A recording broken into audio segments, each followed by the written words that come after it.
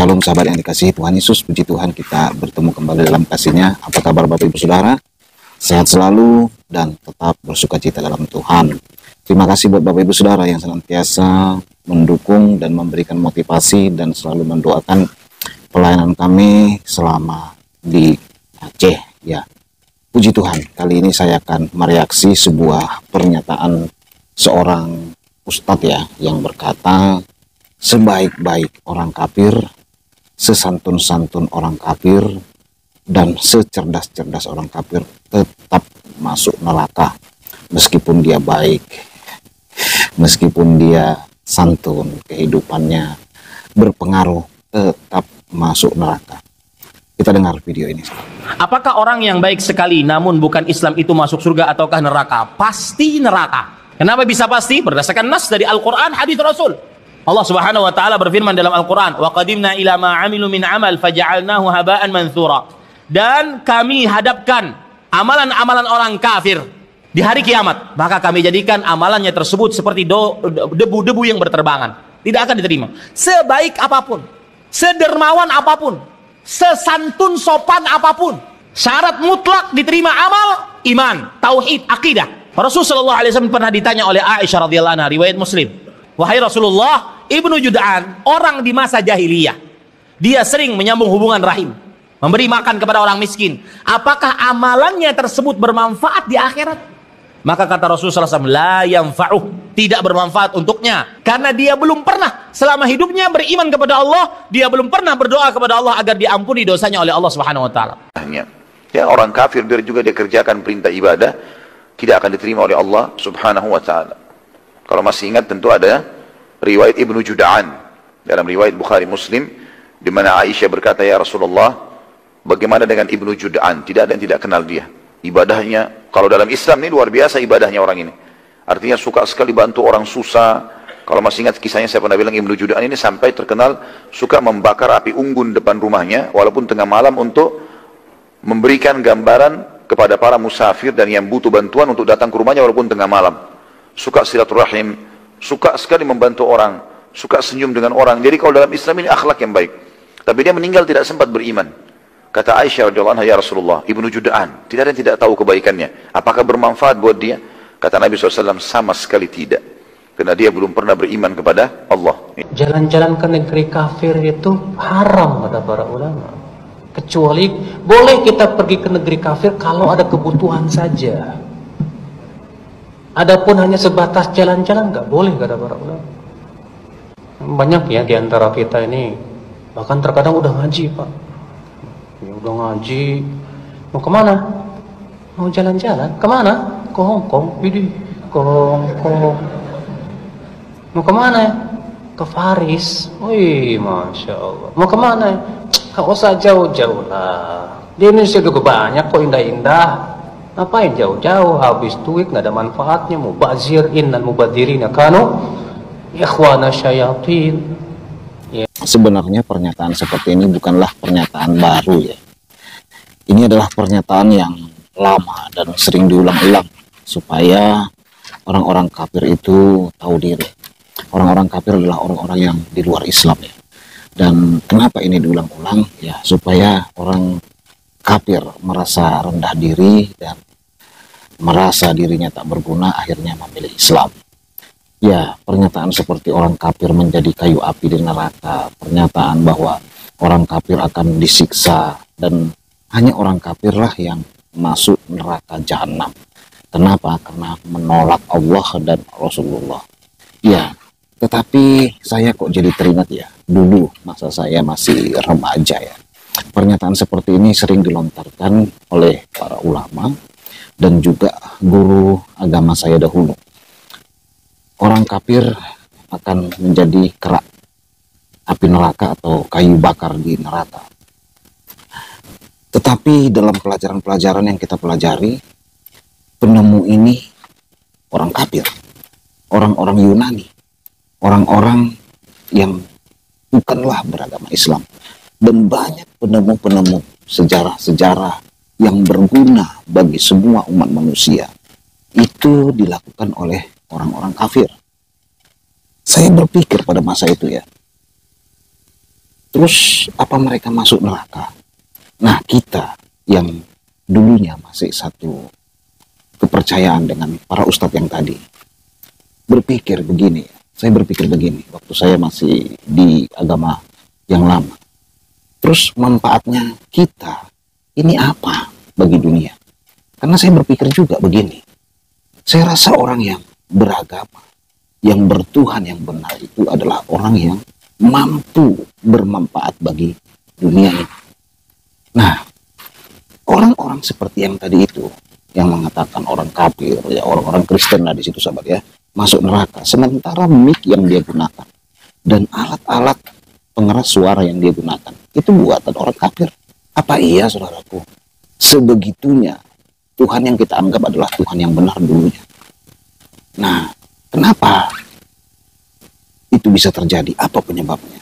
Ya, karena kita yakin, kita beriman dulu ya, agama yang paling benar di sisi Allah adalah agama Islam. Agama yang paling benar di sisi Allah adalah agama Islam. Itu adalah pegangan kuat bagi semua orang-orang termasuk saya dulu. Sehingga siapapun yang memeluk Islam pasti masuk surga. Makanya tidak mengherankan ada orang yang menggeruduk gereja, ada orang yang mengganggu ibadah orang lain, memenjarakan orang, mempersekusi orang. Dianggap yang dilakukan adalah benar. Karena apa? Ya dia merasa benar terus benar. Karena agamanya itu agama yang benar. Seorang murtadin namanya Bapak Muhammad KC digebukin, disuruh makan tai, dimasukin ke mulutnya, dihantam mulai jam 12 malam sampai jam 5 pagi. Seorang oknum jenderal yang melakukan penggebukan ini berkata, saya membela agama, saya membela Nabi saya. Kenapa dia lakukan itu? Karena dia merasa benar. Karena kepercayaan yang dia anut adalah benar. Agama yang paling benar adalah ya agama oknum jenderal ini sahabat. Jadi rasa benar dan merasa terus benar. Apapun itu, merasa paling benar itu terjadi. Perhatikan fakta-faktanya. Fakta-faktanya kita berbicara apa yang kita lihat, apa yang kita perhatikan.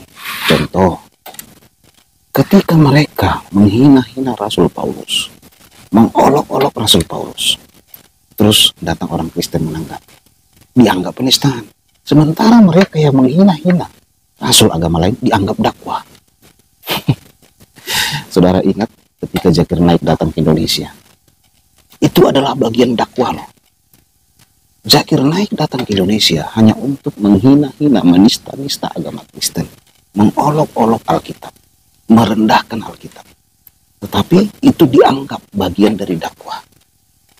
Coba kalau kita lakukan yang sama, wah udah banyak buktinya. Bapak Gerase Pelo udah dipenjara, Pak MKC sudah dipenjara, Bapak Yusuf Manubulu sudah dipenjara, si anak Batak sudah dipenjara.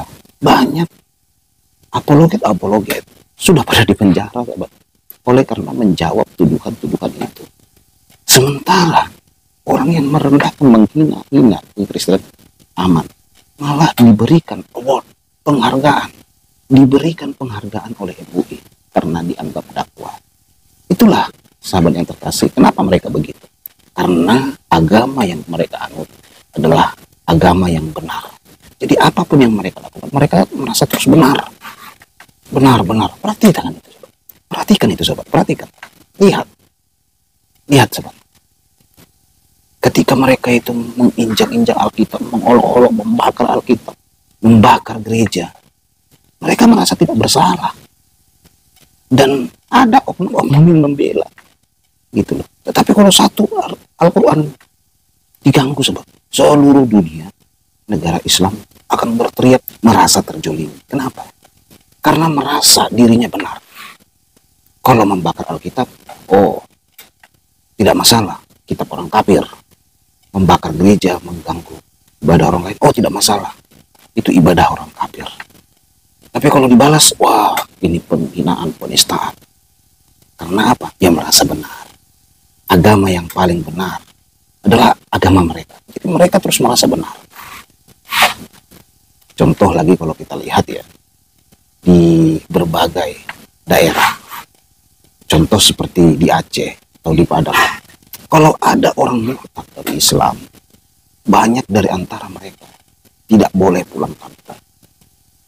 Kita tahu Aceh, Padang itu dulu bukan Islam, sahabat. Sebelum masuk Islam di Padang dan Aceh itu, dulu itu Hindu, sahabat.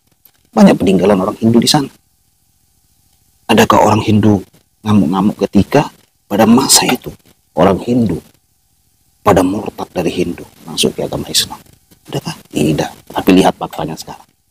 Ketika mereka menguasai suatu daerah tersebut dan mereka merasa dirinya benar, agama paling benar, mereka melakukan ketidakadilan dan dianggap benar. Orang murtad dari kepercayaan tidak boleh lagi pulang ke Padang, tidak boleh lagi pulang ke Aceh. Nah, ini sahabat fakta. Kalau kita lihat, saudaraku, berbeda dengan orang kafir. Perhatikan daerah-daerah Kristen. Kalau ada pun orang Batak yang mualaf di perantauan, pulang ke tanah Batak, nggak dipersekusi, tidak dianiaya, tidak dilarang pulang. Simple kan memperhatikan hal seperti itu. Angelina Sondak juga pulang itu ke Manado, bertemu dengan orang tuanya, aman. Banyak orang mualaf itu, saudaraku, pulang ke kampung halamannya aman. Itu fakta lagi, sahabat, fakta lagi. Dan itu adalah sebuah kenyataan-kenyataan yang dinyatakan di dalam Matius 7. Bagaimana kita mengetahui ajaran sesat dan nabi palsu itu? Kata Alkitab dalam Matius 7. Dari buahnya lah kamu melihat mereka. Berbuah nggak? Berdampak nggak bagi dunia ini? Orang kafir yang kata mereka itu tetap masuk neraka. Justru orang kafir itu yang berdampak bagi mereka, bagi dunia ini. Masa iya orang yang tidak berdampak masuk surga, sahabat? Orang yang tidak menolong itu masuk surga. Orang yang mengganggu orang lain, menganiaya, mempersekusi, memenjarakan orang, tetap masuk surga. Masuk akal nggak, sahabat? Mari kita berpikir. Mari kita berpikir, sahabat. Dulu saya berpikir hal-hal seperti itu. Nah, neraka hanya untuk orang kafir. Orang kafir tetap masuk neraka.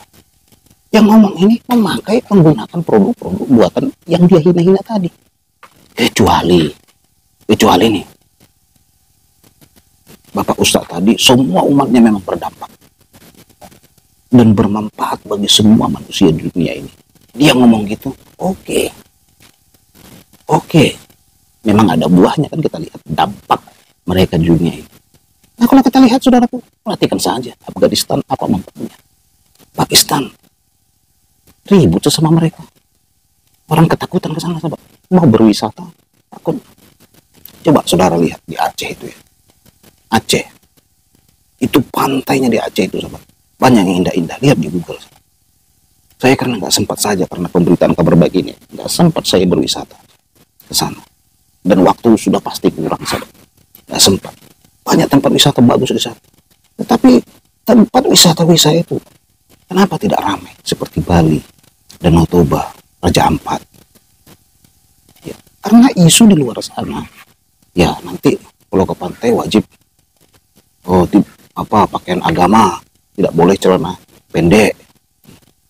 Hal-hal seperti itu membuat orang takut. Isu, saudaraku, di luar sana itu mengerikan. Sehingga saya melihat ya wisatawan sepi. Tidak ada dampaknya, sahabat. Miris sih kalau kita lihat ya. Miris. Nah, inilah yang menjadi pemikiran saya dulu. Kalau memang orang kafir semua masuk neraka, justru mereka yang memiliki dampak yang hebat di dunia ini. Contoh Yahudi.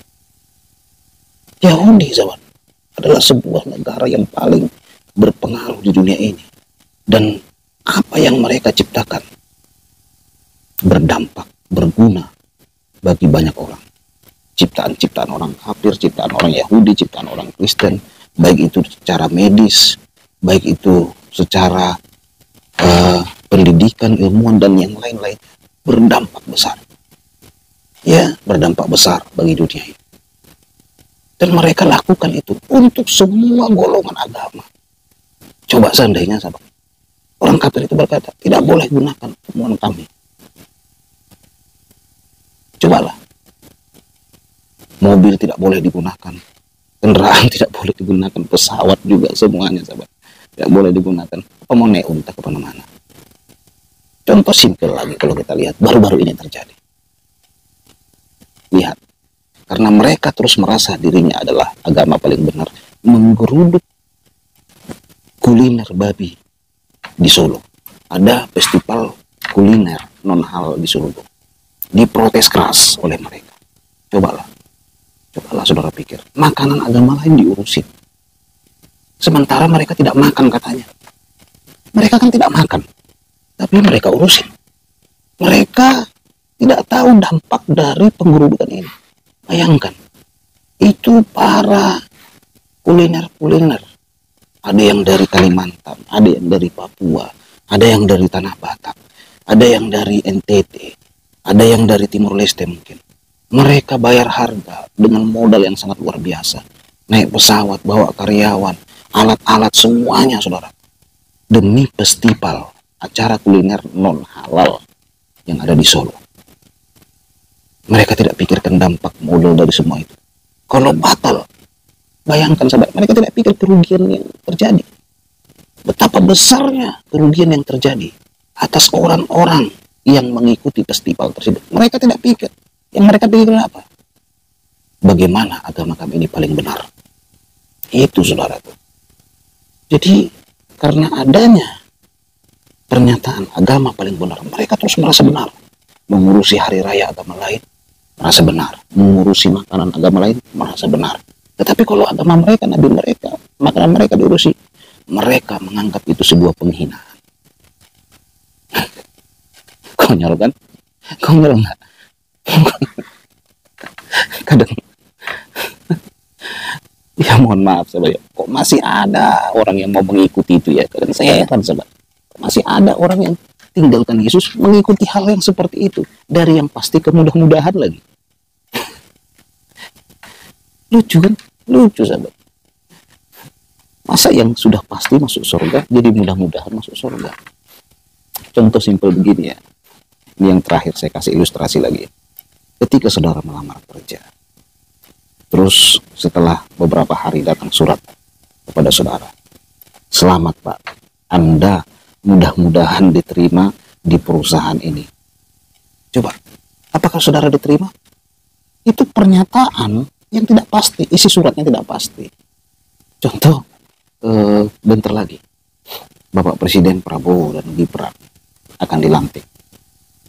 Terus pemerintah berkata begini, MPR berkata begini, mudah-mudahan Anda jadi presiden dan Bapak Gibran mudah-mudahan jadi wakil presiden.